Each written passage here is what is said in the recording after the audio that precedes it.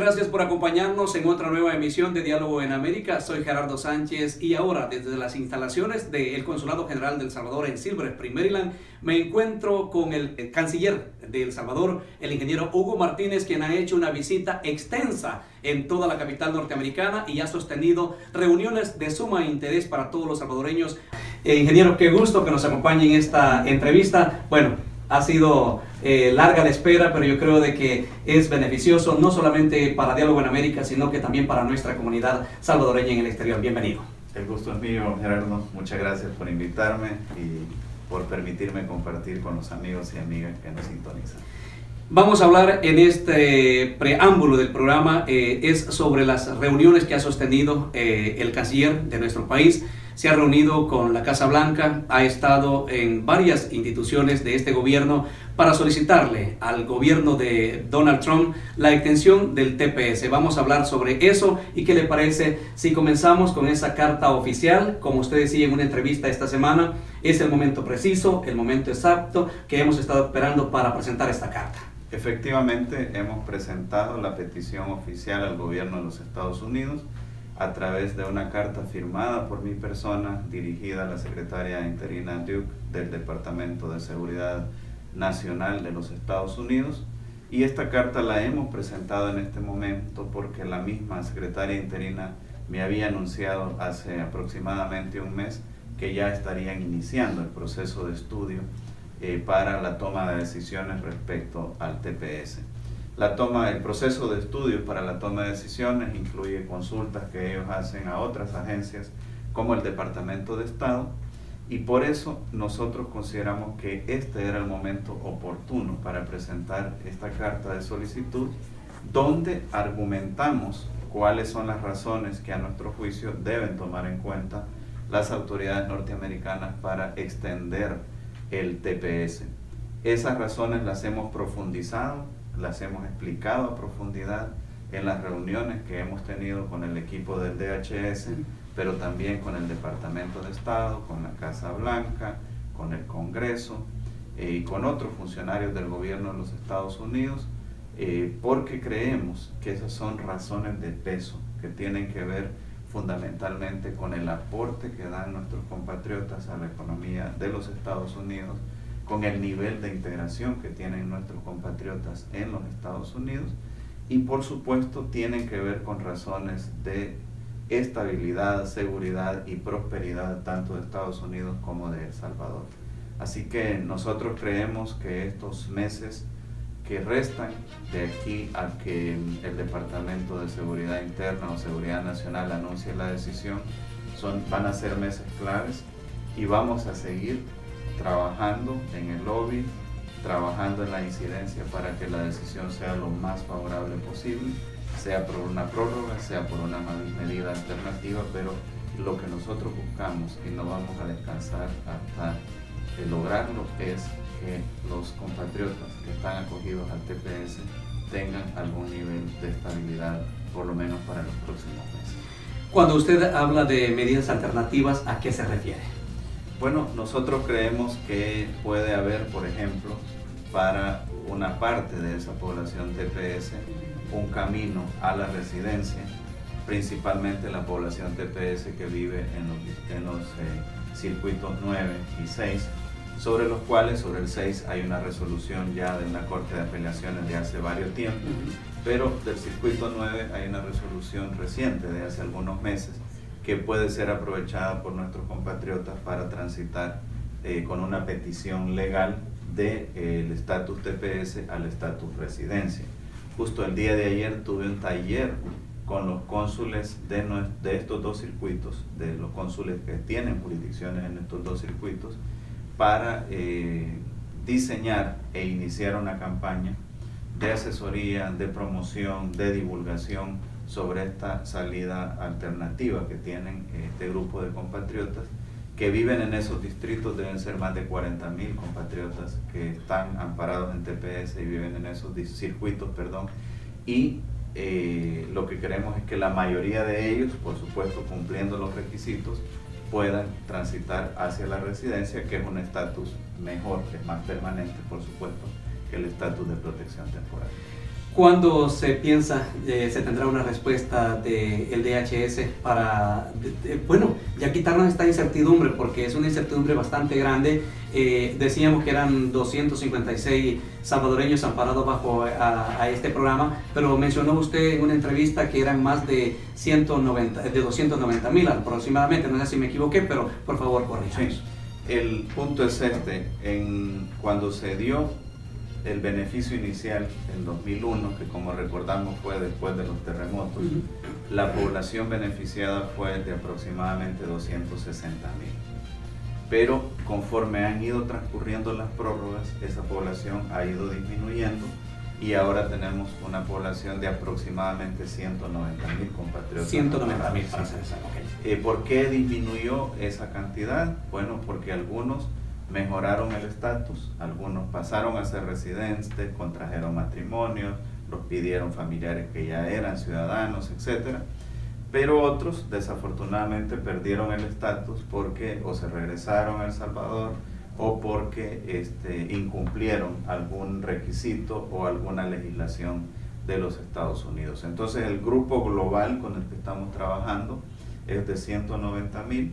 Y esos 190,000 tienen unas características muy particulares. Como decía, al menos 40,000 viven en esos circuitos donde pueden solicitar una residencia, pero también en términos de aporte a la economía de los Estados Unidos, de esos 190,000, más del 90% es población económicamente activa, es decir, que aportan con su trabajo a la economía. Prácticamente no hay desempleo, más bien muchos de ellos trabajan más de 40 horas, doble turno, etc. Y hay algunos estudios incluso que reflejan que estos compatriotas el año pasado aportaron alrededor de $500 millones solo en cotizaciones de Medicare y de Seguridad Social. Entonces estamos hablando de una población que está integrada, que le está aportando a la economía y que sostiene algunos de los pilares fundamentales de esta economía. Construcción, por ejemplo, que no es un rubro fácil, restaurantes, jardinería, cuidados de la salud, la agricultura. Y así sucesivamente, la agricultura. Solo para que tengas una idea, en construcción de esos 190,000 hay más de 40,000 que trabajan en construcción. En restaurantes, de esos 190,000 hay alrededor de 25,000 que trabajan en restaurantes. En jardinería y agricultura debe haber unos 15,000 que trabajan en ese rubro. Entonces hay que tomar en cuenta, número uno, que son áreas fuertes de trabajo, y número dos, que en reuniones que he sostenido con gremiales de empresarios de la construcción, de empresarios de la hotelería, etc., me han dicho claramente que para ellos sería muy difícil y prácticamente imposible en el corto plazo reemplazar esa mano de obra, porque es una mano de obra calificada. O sea, es gente que ha ido perfeccionándose en su trabajo durante estos 15 años que han permanecido en Estados Unidos, y entonces el nivel de especialidad que ellos tienen no lo tiene alguien que van a encontrar a la vuelta de la esquina o de la noche a la mañana, sino que es un nivel de especialidad que se ha ido perfeccionando. Incluso me han dicho que muchos de ellos no solo están en el nivel operativo, sino que ya están en el nivel de dirigir operaciones, de dirigir obras, etc. Y más del 12% de esos 190,000, o sea, quizás unos 15 o 18,000, están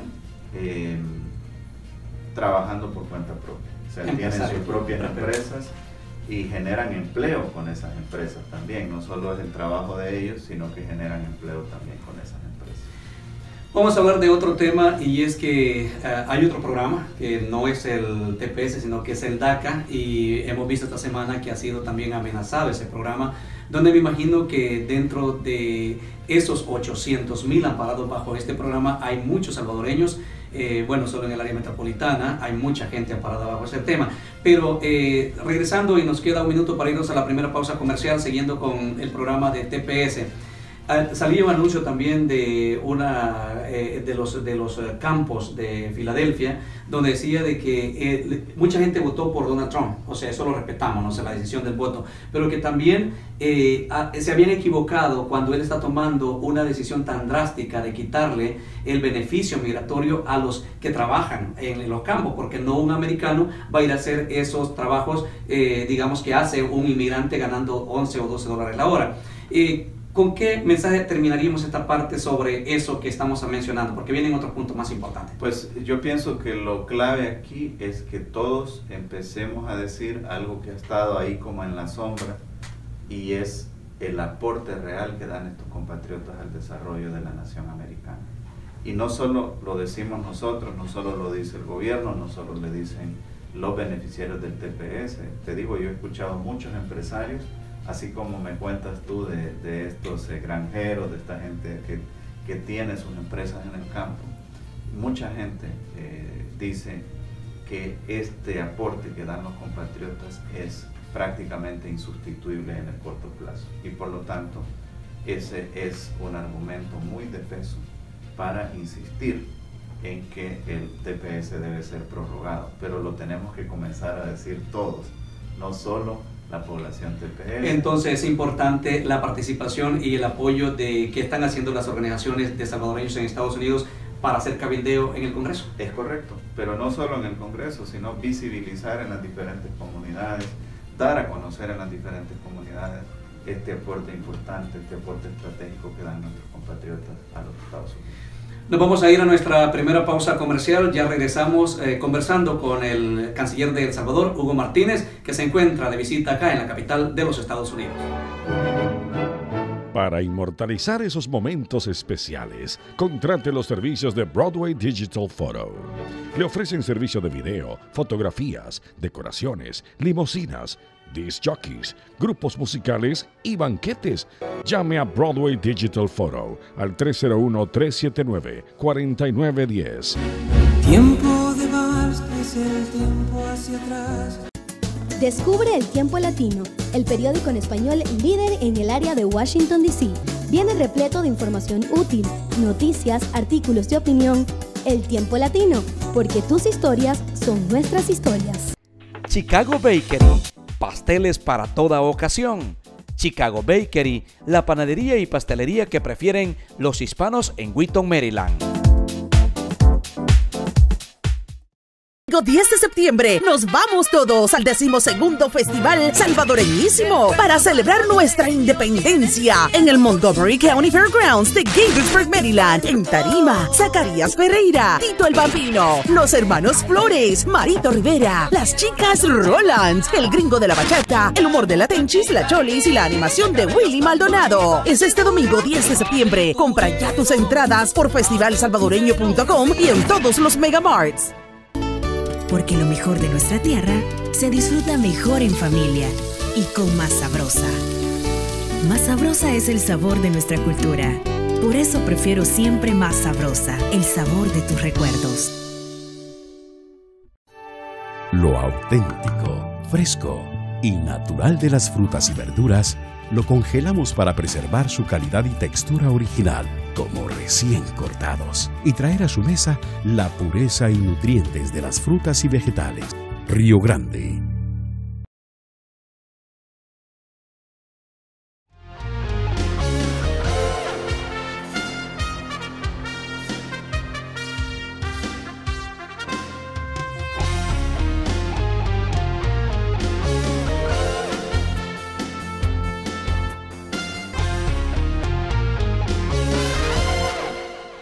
Gracias por seguir en la sintonía de Diálogo en América, y bueno, qué honor que nos concede el canciller de El Salvador esta entrevista, para que así, no sé si usted nos puede explicar por qué quiere cancelar este programa que tanto le ha aumentado los sueños, porque tenían sueños de venir a este país, lograr estudiar, pero ahora los sueños se habían parado en un determinado momento del camino.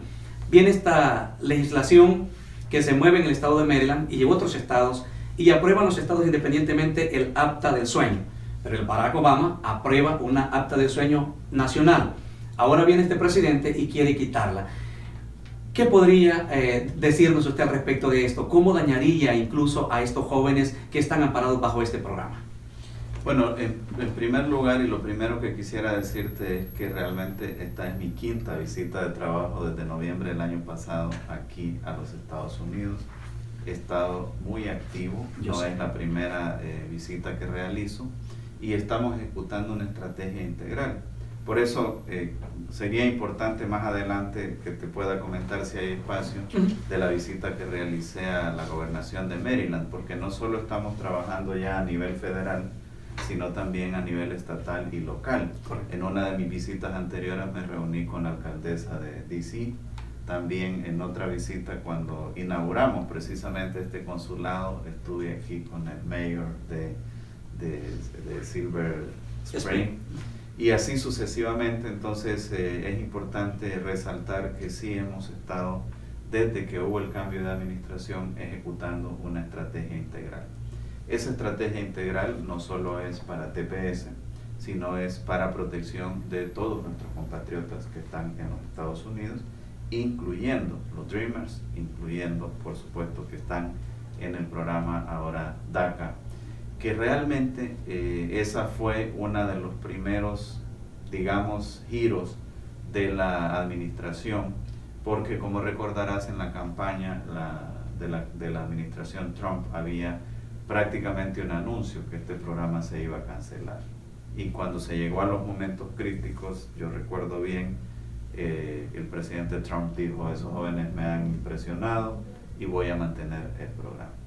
La discusión ahora está en el sentido de unas palabras que puso el secretario Kelly cuando era secretario de Seguridad Nacional, diciendo: bueno, si ustedes, congresistas, no nos dan una legislación, esta siempre seguirá siendo una medida discrecional. Y por eso es que se está discutiendo la importancia de que en el Congreso se valore una legislación para que este programa tenga una mayor permanencia y no sea una medida discrecional que dependa o de un cambio de gobierno o de cuál es la situación política que el gobierno atraviesa en un momento determinado. Las razones también para mantener este programa caen por su peso, pues son jóvenes que están, muchos de ellos prácticamente ya en la universidad, son jóvenes talentos, muchos de ellos, que van a aportar también al desarrollo de este país o al desarrollo de otros países o de otras comunidades donde ellos puedan desempeñarse laboralmente. Son jóvenes que llegaron aquí muy niños y que crecieron aquí en Estados Unidos, prácticamente más que los TPS. En este caso todos hablan perfectamente inglés, más bien diría yo otros que idiomas, hablan poco español y más inglés, y más inglés. En el TPS el 60% habla inglés, hay todavía un 40% que lo habla de manera intermedia, pero aquí estos muchachos y muchachas son full English, y eso también es importante porque refleja que están integrados totalmente a los Estados Unidos. Entonces nosotros esperamos y creemos que ese beneficio se pueda seguir manteniendo, y ojalá el Congreso, después del receso en septiembre, pueda comenzar a considerar una medida de legislación que le dé un poco más de estabilidad a estos compatriotas. Significa que no hay que alarmarse, que tienen que guardar la calma. Sí, es importante que coloquemos las cosas en su justa dimensión. Yo siempre digo que uno no debe sobre reaccionar ante una situación, pero tampoco debe subreaccionar. Entonces, para decirlo en términos salvadoreños, no hay que alarmarnos, pero tampoco atenernos. O para decirlo en términos de los dichos populares, a Dios rogando y con el mazo dando. Hay que seguir luchando, hay que seguir cumpliendo las leyes, hay que seguir trabajando, hay que seguir haciendo una buena comunidad, hay que seguir hablando a los representantes de las comunidades donde viven los salvadoreños que ya son ciudadanos. Hay que seguir haciendo todo ese trabajo juntos, gobierno, comunidades, etcétera, para lograr que esta incertidumbre que se siente en este momento por parte de nuestros compatriotas se vaya superando poco a poco. Vamos a continuar con otro tema importante, y es que sabemos que parte del programa de refugiados, de niños que le permitía el gobierno de Estados Unidos para que se quedaran en Estados Unidos ha terminado. ¿Cuáles son los argumentos que el gobierno utilizó de Estados Unidos para cancelar ese programa? Y usted nos decía en una conferencia de prensa aquí en el consulado también esta semana de que que los niños que estaban ya dentro del sistema, dentro del programa, esos van a seguir con esos beneficios. Dos preguntas en una. ¿Qué pasará? ¿Cuál sería, digamos, otra vez para refrescar la mente de lo que nos están viendo a través de Diálogo en América? Pero también hay muchos que vienen en camino. Esto de la inmigración no para, porque hay varios temas, que es también, la gente dice, la inseguridad en El Salvador. Quiero que nos hable sobre todo este conglomerado de preguntas que le he hecho. Bueno, primero veamos las cifras. La migración de niños, niñas y adolescentes no acompañados ha disminuido en un 70%. Okay. Eso me lo confirmó el secretario Kelly cuando era secretario de Seguridad Nacional aún, y luego la subsecretaria, la secretaria interina Duke.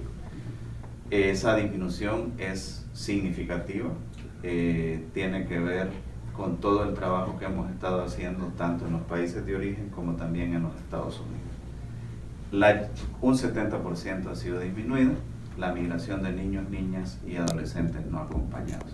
Ese programa estuvo a la disposición allá en la Embajada de los Estados Unidos a los niños y niñas que querían reunirse con sus padres y que tenían razones económicas, de seguridad, de desastres naturales para venirse.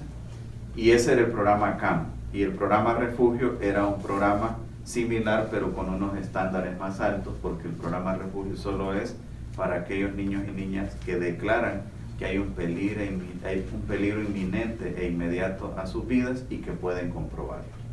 Entonces, ese programa Refugio no ha sido cerrado, ha sido suspendido el programa CAM, que era un programa mucho más flexible y del cual se beneficiaron casi 2.500 niños y niñas. Esos niños y niñas llegaron pues con sus abogados, sus familiares, presentaron el caso en la Embajada de Estados Unidos. La Embajada de Estados Unidos hizo los clearance, les aprobó, y esos niños y niñas ya están aquí en los Estados Unidos. Ellos no tienen ningún riesgo, ellos no van a tener ningún retroceso. Los que sí van a tener, digamos, ya no van a tener esa posibilidad de aplicar, son los que estaban en lista para presentar la documentación u otros que quisieran aplicar a futuro. Entonces eso hay que tenerlo muy claro, que no pueden aplicar a ese programa CAM, que era más flexible, pero siempre tienen la alternativa de aplicar al programa Refugio, de asilo, que es mucho más rígido, de refugio, no de asilo, que es mucho más rígido. Para no confundir, o sea, sí, porque asilo está más referido a una persona que argumenta que hay una persecución política por parte del Estado a ella, y pues en este caso no hemos tenido ningún caso de ese tipo en los últimos años en El Salvador. Vamos a irnos a nuestra segunda pausa, pero ya regresamos conversando con el canciller de El Salvador, Hugo Martínez. Porque lo mejor de nuestra tierra se disfruta mejor en familia y con Más Sabrosa. Más Sabrosa es el sabor de nuestra cultura. Por eso prefiero siempre Más Sabrosa, el sabor de tus recuerdos. Lo auténtico, fresco y natural de las frutas y verduras lo congelamos para preservar su calidad y textura original, como recién cortados, y traer a su mesa la pureza y nutrientes de las frutas y vegetales. Río Grande. Próximo 12 de octubre, Galaxy Washington, engalanando los Latin Community Awards 2017. Llega desde Hollywood la estrella Giselle DeCole como madrina internacional y presentando el disco A la Carrá. 12 de octubre, Washington, te esperamos. Chicago Bakery, pasteles para toda ocasión. Chicago Bakery, la panadería y pastelería que prefieren los hispanos en Wheaton, Maryland.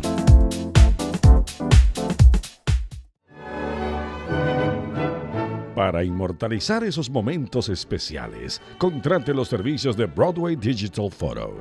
Le ofrecen servicio de video, fotografías, decoraciones, limusinas, disc jockeys, grupos musicales y banquetes.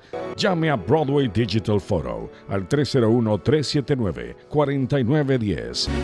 Tiempo de vals, es el tiempo hacia atrás. domingo 10 de septiembre nos vamos todos al 12º Festival Salvadoreñísimo para celebrar nuestra independencia en el Montgomery County Fairgrounds de Gaithersburg, Maryland. En tarima, Zacarías Ferreira, Tito el Bambino, los hermanos Flores, Marito Rivera, las chicas Rolands, el gringo de la bachata, el humor de la Tenchis, la Cholis y la animación de Willy Maldonado. Es este domingo 10 de septiembre. Compra ya tus entradas por festivalsalvadoreño.com y en todos los megamarts. Descubre El Tiempo Latino, el periódico en español líder en el área de Washington, D.C. Viene repleto de información útil, noticias, artículos de opinión. El Tiempo Latino, porque tus historias son nuestras historias.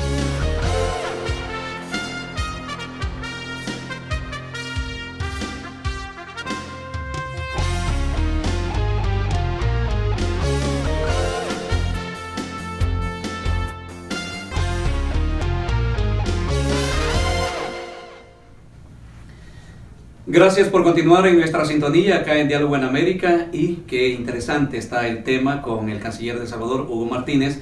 Como ya saben, pues no hay que confundir una cosa con la otra. Una cosa es el caso de refugiados de los niños y también el otro es el caso de asilo político. Hay para tenerlo bien en cuenta y que no nos confundamos cuando vayamos incluso a pedir un apoyo. Pero me quedaba una preguntita sobre eso. Cuando entonces os salió un anuncio también de que los que sponsoreaban, ¿no? Ese sponsor, los padres que en este caso van a ser, que Estados Unidos lo iba a perseguir. ¿Qué sabe de eso? No, también aquí hay una diferencia. Los padres que están pidiendo a sus hijos por la vía regular no tienen por qué preocuparse de nada, no tienen por qué tener ningún temor, porque no es dirigidos a ellos, no hay dirigidos a ellos ninguna medida. Los comentarios que se han hecho, porque tampoco es que ya haya una acción, que ya haya una orden, es para aquellas personas que han contratado a un coyote, que han contratado a un traficante de personas, y que ese traficante de personas pone en peligro a su hijo en el trayecto hacia los Estados Unidos. Entonces, algunas autoridades dicen, bueno, este padre tiene responsabilidad por lo que sucede a su hijo en el camino hacia los Estados Unidos. Y este padre también tiene que responder ante la ley. Pero tampoco es que haya ya una decisión de persecución judicial al respecto. Es algo que están discutiendo algunas autoridades aquí, pero no hay una directiva, no hay una directriz que diga ejecútese esta decisión. De manera pues que hay que diferenciar esas dos cosas. Los padres que están apoyando para que sus hijos vengan por la vía legal, sea por la petición normal, sea por el programa refugio, no tienen que tener ninguna preocupación. Y a los padres que están trayendo a sus hijos de forma irregular, con coyotes, etc., si bien es cierto, no hay una disposición judicial en este momento, también es cierto, y por eso les quiero hacer el llamado, que reflexionen mucho, que piensen muy bien de los peligros a que ponen a sus hijos al traerlos en un trayecto muy peligroso, donde operan bandas de narcotraficantes, bandas de traficantes de personas, traficantes de órganos, traficantes de personas como objetos sexuales, sean niñas, niños, mujeres, etc.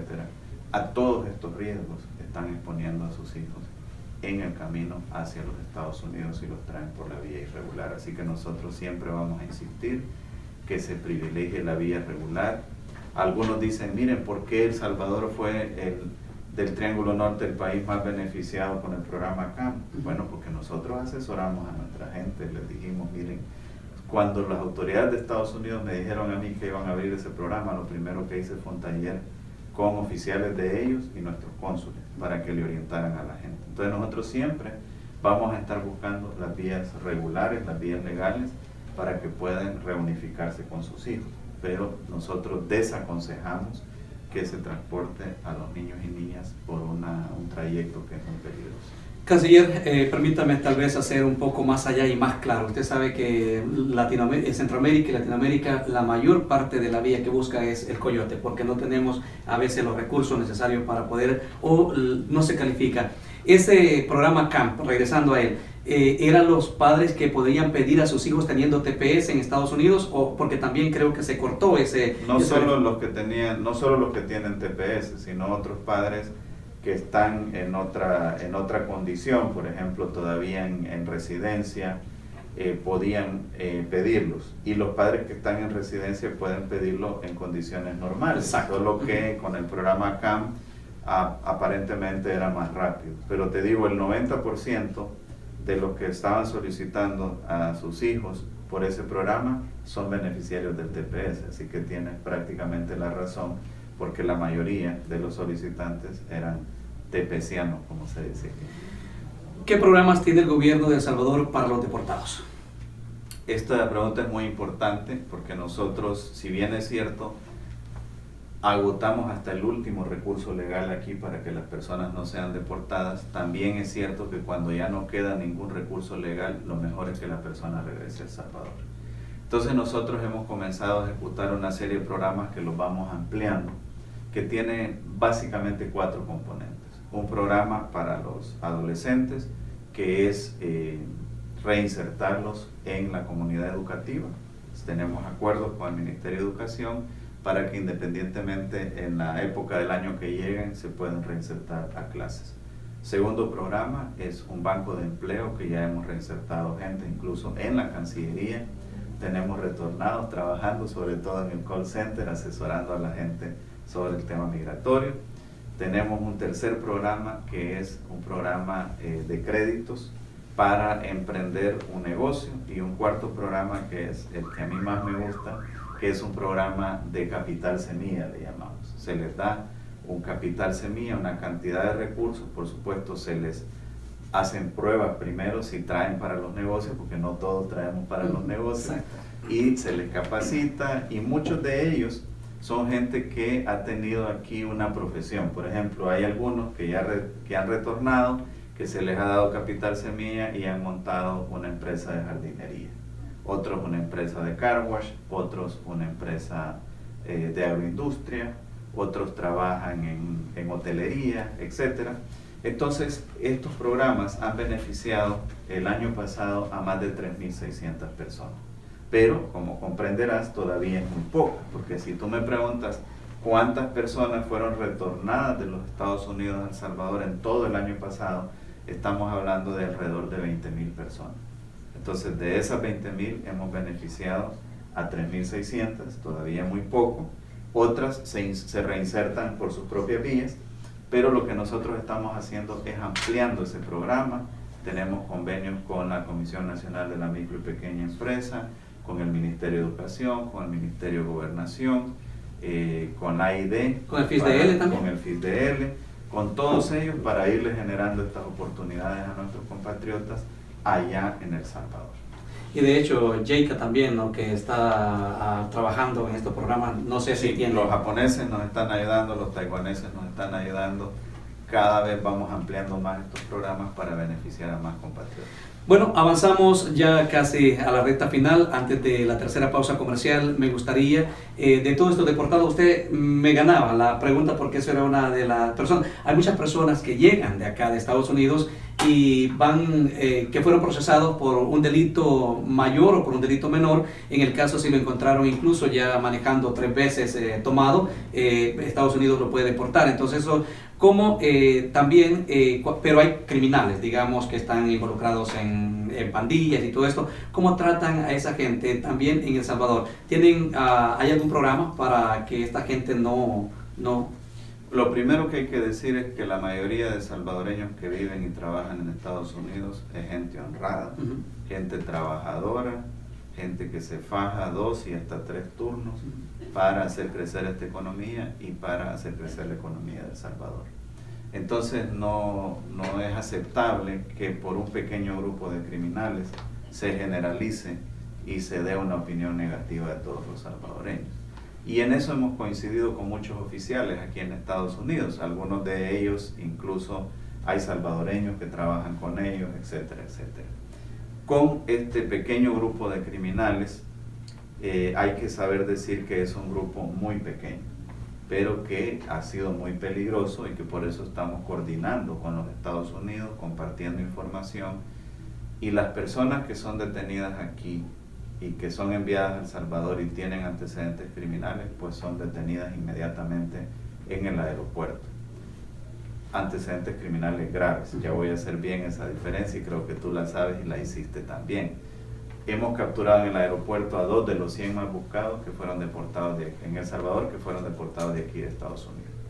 Pero para que te hagas una idea, de todos los deportados el año pasado, de todos esos 20.000 que te hablaba, solo el 17%, es decir, alrededor de unos 3.000, tenían algún antecedente, no, vamos a ver, solo el 17%, no tengo la cifra de esta mano de la conversión, pero solo el 17% tenían algún antecedente de conflicto con la ley en Estados Unidos. Pero conflicto con la ley significa eso que tú decías, a veces, conducir en estado de ebriedad, pasarse el semáforo en rojo, etc. Y de ese 17%, solo una pequeña cantidad, solo alrededor de 500, sí han tenido un antecedente con pandillas. Entonces, si tú pones 500 personas en relación a 20.000, la verdad que es un grupo muy pequeño. ¿Qué pasa con aquellas personas de esas 500 que son deportadas de aquí, crecieron aquí, por lo tanto no tienen antecedentes allá?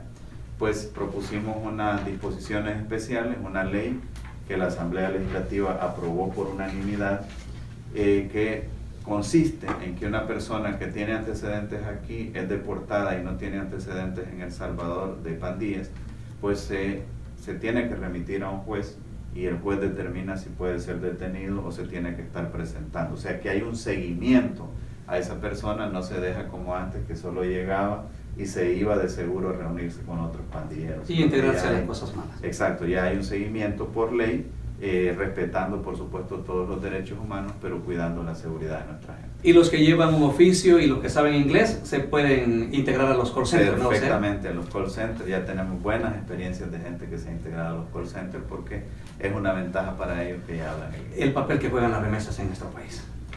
Pues las remesas son un factor muy importante en la economía de nuestro país. El año pasado fueron alrededor del 17% de nuestro Producto Interno Bruto. Eso quiere decir más de 4.000 millones de dólares que llegan en concepto de remesa hacia El Salvador. Yo en realidad el llamado que haría más que a nuestros compatriotas aquí, a nuestros compatriotas en El Salvador, es a que hagamos un uso lo más efectivo y lo más productivo de esas remesas. Porque a veces, para decir la verdad, no se tiene conciencia de los sacrificios que tienen que pasar nuestros compatriotas aquí.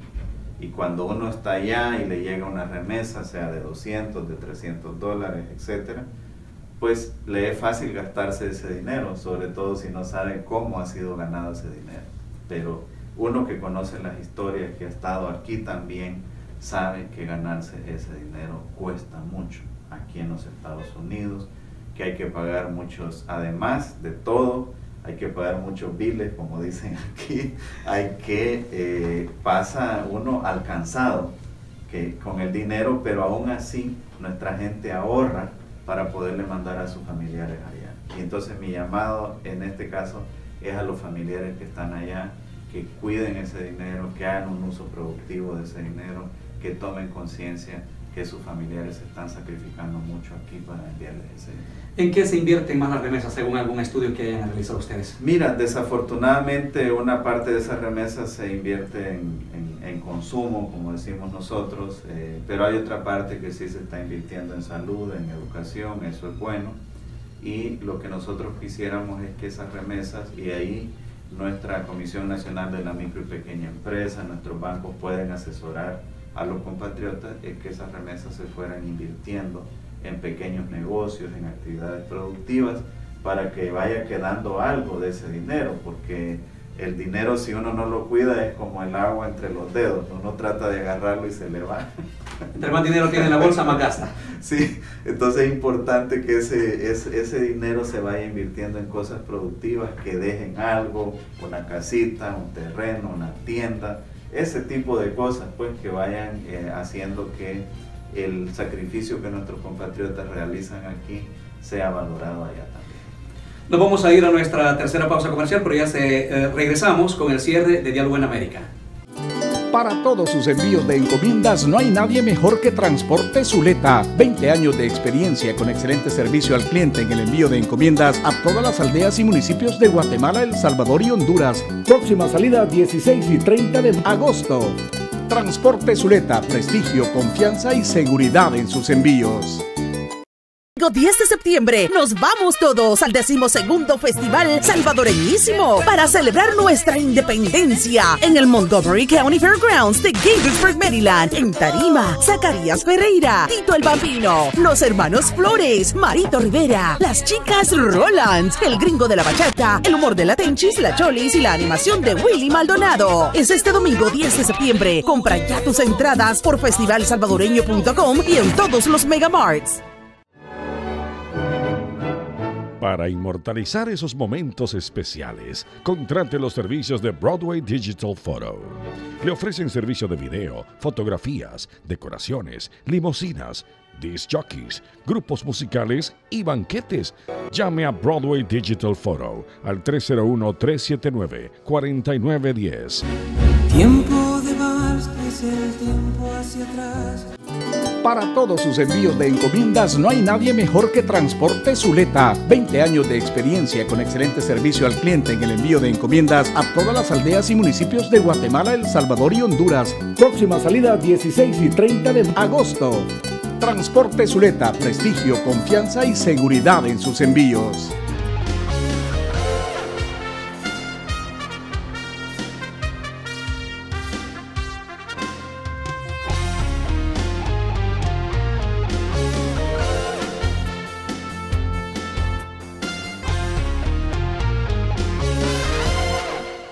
Seguimos en Diálogo en América conversando con el canciller de El Salvador, Hugo Martínez. Como ustedes lo han escuchado, pues nos ha aclarado varios puntos de vista sobre su visita, sobre la importancia también de que nuestros hermanos, nuestros amigos, nuestros familiares en El Salvador hagan un buen uso de la remesa. Bueno, vamos a cerrar con el último punto aquí en Diálogo en América, porque sigue el fin de semana, me imagino va a ser largo, hay muchas reuniones con la comunidad. Está aquí, hay una jornada extensa de la extensión del pasaporte del DUI aquí en el consulado de Silver Spring, pero también esta semana se reunió con el subgobernador de Maryland. Ahí estuvo Alex Zucca, quien ha formado parte de este enlace latino para el secretario de Estado y también para el departamento de tanto de Baltimore, Montgomery, que trabaja muy pesado. Alex, queremos agradecerle. Háblenos qué se lleva de esa reunión, cuáles son los temas que se trataron en ese convivio. Bueno, fue una reunión muy positiva, aparte de visitar la sede del gobierno de Maryland, que es una sede histórica. Fue una reunión muy positiva porque tenemos muchas coincidencias con el estado de Maryland. Ellos aprecian mucho el trabajo que realizan nuestros compatriotas aquí en el estado de Maryland. El subsecretario de Estado visitó El Salvador hace algunos meses cuando lanzamos la marca País y vino muy motivado sobre las posibilidades de negocios que tenemos entre Maryland y El Salvador, las inversiones que pueden tener algunos empresarios de Maryland, sobre todo en el campo de la energía. Y ya hemos avanzado los contactos para que se logre ese mayor intercambio en el tema comercial. Segundo, el tema de la cooperación. Las autoridades de Maryland nos ofrecieron de inmediato que algunos de nuestros agentes de policía se vengan a preparar a la Academia de Policía de Maryland, que es, a decir de ellos, y entiendo que es perfecto su apreciación, una de las mejores policías de la Unión Americana. Entonces vamos a cooperar en ese campo. Y en materia de seguridad, por supuesto, nosotros, como lo hemos dicho en este programa, no estamos de acuerdo que un pequeño grupo de criminales manche la imagen de los salvadoreños y salvadoreñas. Vamos a tener una coordinación muy estrecha entre la policía del estado de Maryland y la policía de El Salvador para intercambiar información, y vamos a avanzar en el nombramiento de un agregado policial en nuestra embajada, que va a estar en estrecha coordinación con el estado de Maryland también.